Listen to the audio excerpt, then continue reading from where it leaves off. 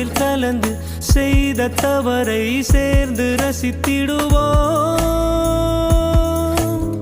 எத்தனை பேருக்கு இப்படி வாழும் வரங்கள் கிடைக்கும் பூமி